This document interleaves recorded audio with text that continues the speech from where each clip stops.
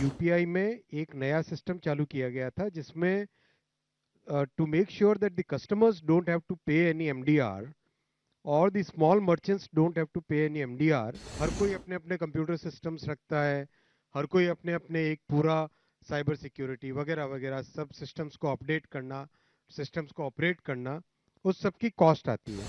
वो cost customer पे नहीं पड़े, इस भावना के साथ प्रधानमंत्री श्री नरेंद्र मोदी जी ने 2020-21 से एक स्पेशल स्कीम चलाकर एमडीआर की कॉस्ट न पड़े कस्टमर्स पे, वो एक सिस्टम बनाया है। इकोसिस्टम के जो पार्टनर्स हैं उन सबको उन सब की कॉस्ट को मिनिमाइज करना, फिर एफिशिएंसी मेंटेन करना, उसके लिए एक स्कीम बनाई है। और ये स्कीम आज आगामी वर्ष के लिए भी अप्रैल टू मार्च FY 25-26 के लिए भी ये स्कीम अप्रूव हुई। सारी दुनिया में भारत के डिजिटल इंडिया को एक बहुत बड़ी मान्यता मिली है और न केवल अपने इस एक्सपीरियंस को दुनिया सराह रही है, बल्कि कई अच्छे समृद्ध देश भी भारत के इस एक्सपेरिमेंट को, इस पूरी प्रोग्रेस को, डिजिटलाइजेशन की प्रोग्रेस को अपना भी रही है।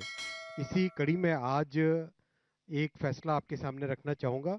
हमारा जो पेमेंट सिस्टम है वो पेमेंट सिस्टम एक ऐसा पेमेंट सिस्टम है जो कि गरीब से गरीब व्यक्ति, हर मिडिल क्लास व्यक्ति, हमारे नौजवानों को और सबके लिए एक टोटली नया जीने का तरीका, ट्रांजैक्शंस का एक नया तरीका इस पेमेंट सिस्टम ने बनाया है। तो इसमें अम, आपकी जानकारी के लिए एक बड़ा फैसला इसके आगे आएगा, लेकिन जानकारी के लिए आज 6 देश दुनिया में, 6 देश Singapore, France, UAE, Sri Lanka, Bhutan, Nepal और मॉरिशस, ये 6 देश यूपीआई को अपना चुके हैं। और आपको जानकारी है ही है कि जापान ने तो अपने यूपीआई को पैटेंट भी दिया है। एक जापानीज पैटेंट है यूपीआई के लिए। तो ये जो इतना बड़ा इसकी ग्रोथ हुई है पेमेंट्स सिस्टम की, 210 लाख करोड़, अपनी इकोनॉमी करीब 325 लाख करोड़ की है, 210 लाख करोड़ के पेमेंट्स यूपीआई से अभी हो रहे हैं।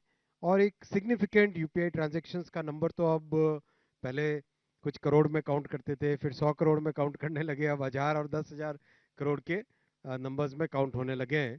तो इस पूरे प्रोसेस को कैसे हमारे यूजर्स पे, कस्टमर्स पे कोई भार ना पड़े, इसीलिए आपको ध्यान होगा 2020-21 के बाद में से यूपीआई में एक नया सिस्टम चालू किया गया था जिसमें to make sure that the customers don't have to pay any MDR और the small merchants don't have to pay any MDR, एक गवर्नमेंट की तरफ से इंसेंटिव स्कीम क्रिएट की गई थी।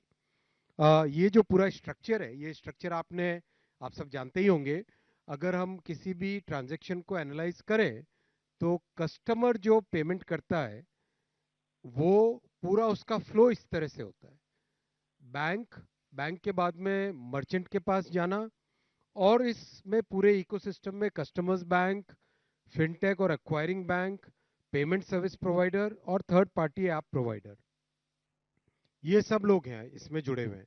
तो इसमें जब जुड़ते हैं इतने बड़े इकोसिस्टम में, इस सब की एक कॉस्ट होती है। हर कोई अपने अपने कंप्यूटर सिस्टम्स रखता है, हर कोई अपने अपने एक पूरा साइबर सिक्योरिटी वगैरह वगैरह सब सिस्टम्स को अपडेट करना, सिस्टम्स को ऑपरेट करना, उस सब की कॉस्ट आती है। वो कॉस्ट कस्टमर पे नहीं पड़े, इस भावना के साथ प्रधानमंत्री श्री नरेंद्र मोदी जी ने 2020-21 से एक स्पेशल स्कीम चलाकर एमडीआर की कॉस्ट न पड़े कस्टमर्स पे, वो एक सिस्टम बनाया है। उस सिस्टम के चलते इतने जितने